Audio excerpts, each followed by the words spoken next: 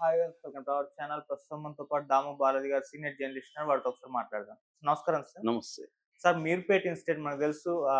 భర్త భార్యని అతి క్రూరంగా చంపేశాడని చెప్పేసి ఇన్ని రోజుల దాకా మీడియాలో కథనాలు రావడం, అందులో కొన్ని ట్విస్టులు రావడం ఇవన్నీ కూడా మనం చూస్తాం. అయితే పోలీసులు ఇప్పటివరకు అఫీషియల్‌గా ఎప్పుడు మాట్లాడలేదు. అయితే ఇవాళ సీపీ ప్రెస్ మీట్ పెట్టి మాట్లాడినట్టుగా వార్తలొస్తున్నాయి. అంటే వాళ్ళే షాక్ అయ్యారు. ఇంత క్రూరంగా చంపుతారని కూడా ఎక్స్‌పెక్ట్ చేయలేదన్నట్టుగా. అసలు సీపీ ఏం చెప్తున్నాడు? అంటే ఏ విధంగా ఆ అమ్మాయిని మిస్సింగ్ చేశాడు? ఏ విధంగా మర్డర్ చేశాడు? ఇది ప్రాసెస్ ఏ విధంగా సాగింది? అండ్ ఇంత క్రూయల్ ఒక మనిషి చంపుతున్నాడంటే అతని సైకాలజికల్ మైండ్ ఏ విధంగా ఉంటుంది సార్? మీ ఒపీనియన్? యాహ్!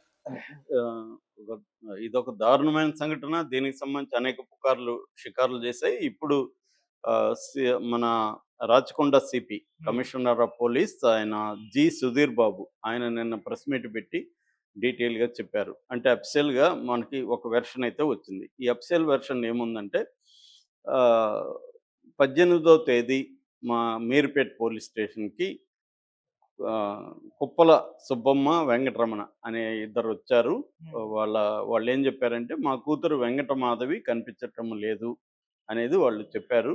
సో, మేము మిస్సింగ్ కేస్‌గా దాన్ని నమోదు జేసుకున్నాము. సో, వాళ్ళెవరు, ఏంటి అనే డీటెయిలు విషయానికొచ్చేసరికి ఆమె పుట్ట వెంకటమాధవి ఆమె పేరు. వాళ్ళ భర్త పేరు పుట్ట గురుమూర్తి. ఆమెకు 35 ఏళ్ళు, భర్తకి 39 ఏళ్ళు. సో, వీళ్ళు plot number 3 new Venkateswara colony Jillelaguda, Balapur మండలం, రంగారెడ్డి జిల్లాలో ఉంటారు. వీళ్ళ నేటివ్ ప్లేస్ ఏమో జేపీ చెరువు, రాచర్ల మండలం, ప్రకాశం జిల్లా. వీళ్ళకి పెళ్ళై గత 13 ఏళ్లయింది. వీళ్ళకిద్దరు పిల్లలు బాబు, పాప. ఇతను గురుమూర్తి గతంలో మిలిటరీలో 15 ఇయర్స్ వరకు పనిచేసి, దాని తర్వాత కాంచన్‌బాగ్‌లో డీఆర్‌డీఎల్ లో గార్డ్‌గా పనిచేస్తున్నాడు. సో, మాకు ఎప్పుడైతే వీళ్ళు రిపోర్ట్ ఇచ్చారో, రిపోర్ట్ ఇచ్చిన తర్వాత మేము ఫస్టు సీసీటీవీలని పరిశీలించాను. అక్కడికెళ్ళాం. అక్కడ అది 3 అంతస్తుల బిల్డింగు. దాంట్లో మధ్యలో ఉంటాడితను. వెనక వైపు ఉంటాడు వీళ్ళ ఫ్యామిలీ. సో, మేము సీసీటీవీలు పరిశీలించాం. వాళ్ళు మాకు గురుమూర్తి గూడా వచ్చాడు స్టేషన్‌కి. వాళ్ళు మాకు చెప్పిందేందంటే 16వ తేదీ వీళ్ళిద్దరి మధ్య గొడవ జరిగింది. 16వ తేదీ 12 గంటలకి ఆమె ఇల్లొదిలి ఎళ్ళిపోయింది. అప్పటినుంచి ఇంకా రాలేదు అని 18వ తేదీ మాకు కంప్లెయింట్ ఇచ్చారు. మేము సీసీటీవీ ఫుటేజ్‌లో ఓనర్ బిల్డింగ్ పెట్టాడు. ఆ ఓనర్ దగ్గర ఉన్న సీసీటీవీ ఫుటేజ్‌ని పరిశీలిస్తే వీళ్ళిద్దరూ 15వ తేదీ ఇంట్లో 10:40 నైట్ 10:40 గంటలకి ఇంట్లోకెళ్ళినట్టుగా ఫుటేజ్ ఉంది. ఆ తర్వాత ఆమె బయటకొచ్చినట్టుగా ఎక్కడ ఫుటేజ్‌లో లేదు. హ్మ్. అతను మాత్రమే 2, 3 సార్లు బయటికి తిరిగినట్టుగా ఉంది. సో, దీని మీ రెండోదేంటంటే వీళ్ళ ఆహ్, పుట్టా సుబ్బమ్మ కుప్పల సుబ్బమ్మ వీళ్ళ మదర్ ఎవరైతే ఉన్నారో ఆమె గాని, వెంకటరమణ వాళ్ళ హస్బెండ్ అంటే ఈ మాధవ్ వాళ్ళ అమ్మ, నాన్న ఇతని మీద కూడా డౌట్ ఉంది మాకు. గురుమూర్తి మీద కూడా. ఎందుకంటే గురుమూర్తి గతంలో ఆహ్, అనేక సార్లు భార్యతో గొడవలు పడేవాడు అని వాళ్ళు చెప్పారు. మేము ఆ యాంగిల్ నుంచి గురుమూర్తి మీద సందేహంతో గురుమూర్తిని అదుపులోకి తీసుకున్నాం. గురుమూర్తిని విచారించాము.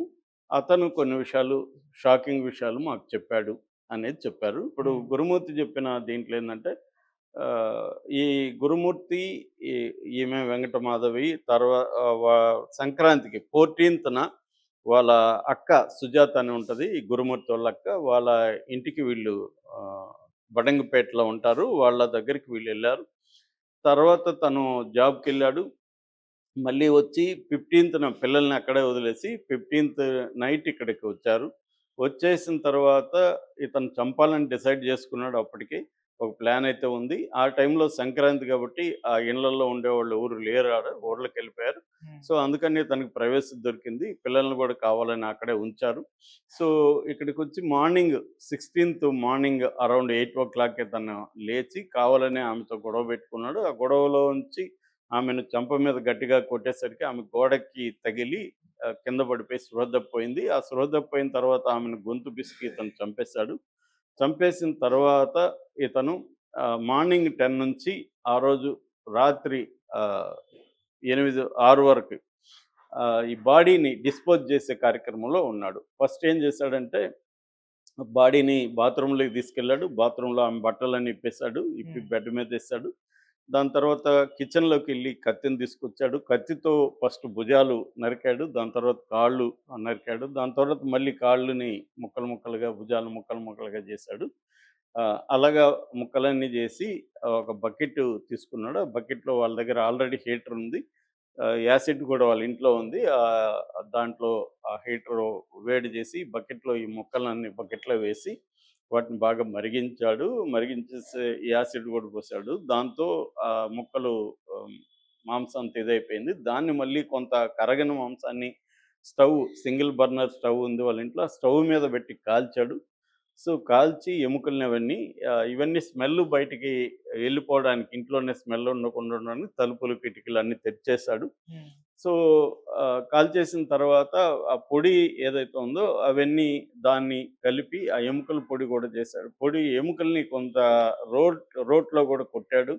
దంచాడు వాటిని. దంచి అవి పొడి అయిపోయినాయి. ఈ పొడిని ఫ్లాష్ దాంతో ఫ్లష్‌లో టాయిలెట్‌లో వేసేసి ఫ్లష్‌లో అనేక సార్లు ఫ్లష్ చేశాడు. ఎక్కడ డ్రైనేజ్‌లో కూడా దొరకకుండా ఉండాలనేసి. దాని తర్వాత మిగతా భాగాల్ని డస్ట్‌బిన్‌లో పెట్టాడు. డస్ట్‌బిన్‌ని తీసుకెళ్ళి అక్కడ జిల్లేలగూడ చెరువులో వేసేసాడు మిగతావి. సో, దాని తర్వాత సర్ఫ్‌తో నీట్‌గా క్లీన్ చేసాడు. సర్ఫు, ఫినాయిలేసి మొత్తం క్లీన్ చేసాడు. తర్వాత ఇంట్లో అంతా కూడా స్మెల్ రాకుండా ఫ్రెషనర్ రూమ్ ఫ్రెషనర్‌తో స్ప్రెడ్ చేశాడు. దానివల్ల స్మెల్ దాదాపు తగ్గిపోయింది. అప్పటికైతే వాళ్ళ పిల్లలు తర్వాతొచ్చారు. తర్వాత పిల్లలకి గూడా స్మెల్లొచ్చింది. వాళ్ళు ఏదో చనిపోయిందిలే ఎలుకో ఏదో అన్నట్టుగా కవర్ చేసి చెప్పట్లేదు. అట్లాగే ఆ ఇళ్ళల్లో వాళ్ళు గూడా తిరిగొచ్చినాక వాళ్ళకి గూడా కొంత స్మెల్లయితే వచ్చింది. ఎందుకంటే ఈ స్థాయిలో బాడీని ఇది జేస్తున్నప్పుడు స్మెల్ అనేది అంత త్వరగా పోదు.